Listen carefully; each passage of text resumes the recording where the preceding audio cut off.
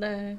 오늘 신규 실업수당 청구 건수 지금 집계가 된 것 같은데요. 네, 예상치에 부합하는 수치로 현재 집계가 된 걸로 확인이 되는데요. 예상치가 23만 건이었습니다. 그런데 실제로 집계된 수치도 23만 건으로 오늘 집계가 됐고요. 지난주에는 어떻게 집계가 됐었는지도 함께 살펴보면 지난주에는 22만 5천 건으로 집계가 된 바 있습니다. 지난주보다도 5천 건 정도 더 늘어났네요. 네, 지금 지난주보다 실업수당 청구 건수가 늘었고 예상치와 완전히 부합하는 네. 실업수당 청구 건수가 나타났습니다. 네. 지금 지수 선물 움직임 특별하게 달라진 게 있을까요? 네, 지금 어쨌든 반등 흐름이 이어지고 있고요. 지표 발표에 꺾이는, 그러니까 반전된 흐름은 나오지 않고 뭐 흐름 자체가 유지되고 있다. 그리고 뭐 주간 지표이기 때문에 크게 시장을 임팩트를 주는 거는 아니다. 왜냐하면 예상치들은 낮잖아요. 네. 사실 신규 실업수당 청구 건수보다는 지난주에 저희가 확인을 했던 뭐 ADP 고용 보고서라든지 노동부가 발표하는 고용 보고서가 더 큰 비중을 차지하고 있는데 최근에 또 워낙에 고용 지표에 민감하게 반응을 좀 하다 보니까 오늘 시장에 영향이 좀 있지 않을까 우려를 좀 했었거든요. 다행히도 예상치와 부합하는 수준에서 나와서 뭐 어떤 서프라이즈가 사실 보이진 않는 상황입니다. 네. 지수 선물에도 큰 변동은 없는 것 같고요. 네. 5일은 거의 유가가 3.7% 정도 선물 지수도 오르고 있고 강한 상승 흐름이 나오고 있습니다. 네. 이 유가는 왜 갑자기 이렇게 또 4%까지 좀 오르는지 지금 CNBC에서는 중국에 대한 어떤 수요 기대감이다라고 이야기를 하고 있거든요. 사실 그런 해석은 그냥 하기 나름인 거거든요. 그러니까요. 사실 그냥 갖다 붙이기 오늘 나름이죠. 중국 장시가 좋았고 네. 그리고 마찬가지로 미국 지수도 며칠의 하락 이후에 반등하는 그림이고 어쨌든 지수가 좋다는 건 약간 이제 이 시장에 대한 긍정적인 기대감이잖아요. 그런 상황에서 최근 유가가 많이 빠졌는데 오늘 좀 올라줘야지. 근데 좀 많이 오르는 3% 4% 흐름이 나오는 거죠. 네. 근데 이것이 또 과연 이게 더 강한 모멘텀을 갈 수 있을 것인가? 아까 말씀드렸던 일단 저점이 깨진 상황이기 때문에 또 이 트레이딩성 자금이 또 들어오거든요. 여기서는 좀 매도세가 좀 강해지는 그림들도 나올 수 있습니다. 그래서 변동성에 대한 대비가 필요하다라고 말씀드리겠습니다. 네, 유가 이야기하면서 오늘 뭐 홍콩 증시가 좋았다 네. 말씀해 주셨는데 오늘 사실 홍콩 증시 굉장히 좋은 모습을 보여줬습니다. 아무래도 중국의 방역 완화에 대한 기대감이 커지고 있다라고 보여지는데요. 네, 그렇습니다. 지금 중국에 대한 방역 완화 기대감이 커지면서 중국과 홍콩 증시 모두 강세를 보였는데요. 중국 당국 최근 코로나19 봉쇄 조치 대폭 완화하는 흐름을 보이고 있죠.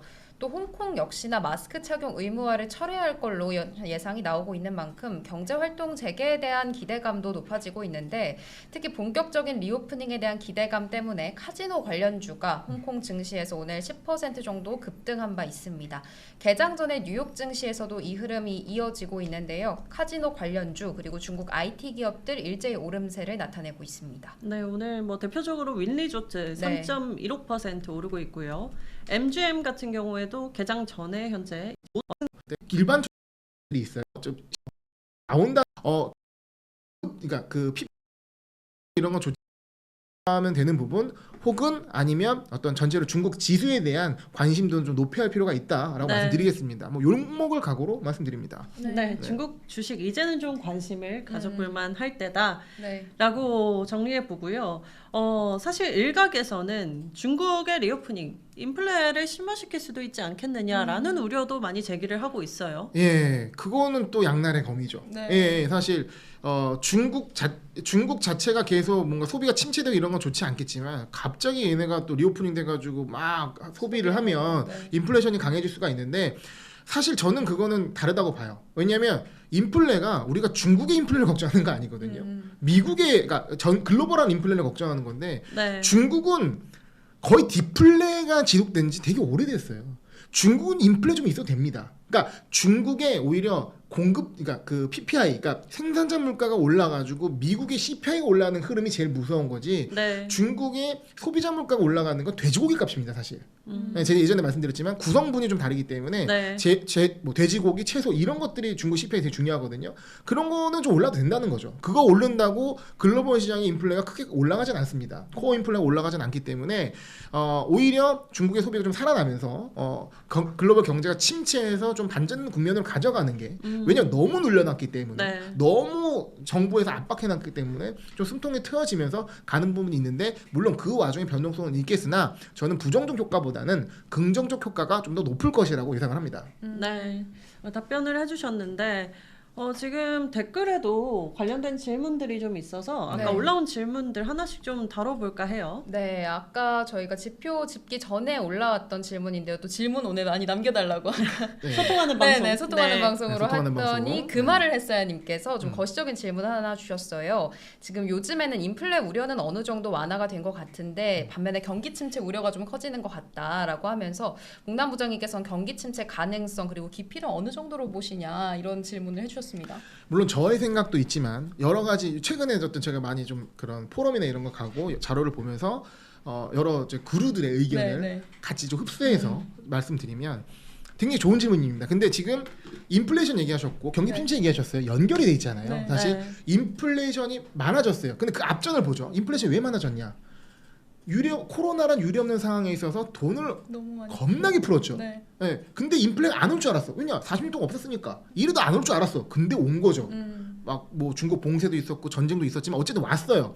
인플레가 오니까 인플레를 잡으려고 금리를 올리니까 금리가 올라가는 부분에 있어서 시장이 부담이 돼서 경기 침체가 오는 거거든요. 네. 경기 침체가 예를 들어 스태그플레이션이라는 어떤 공급 그 물가가 올라가는 부분과 같이 오는 부분도 있지만 어쨌든 인플레이션 잡기 위해서 금리 때리고 금리 때리면서 경기 침체 요런 그림인데 연결돼 있단 말이죠. 근데 경기 침체가 인플레이션 연결되기 때문에 인플레이션 잡히느냐 안 잡히냐도 중요한 거고요. 경기 침체 강도가 어느 정도 예상하도 중요한데 일단 첫 번째 말씀드리면 위기의 어떤 강도는 세지 않을 것이라고 봐요. 네. 그러니까 지지부진하게 시장에 악영향을 주는 좀 힘든 구간은 이어지겠으나 뭔가 뭐 경제 위기, 금융 위기, 그러니까 침체지 위기가 아니거든요.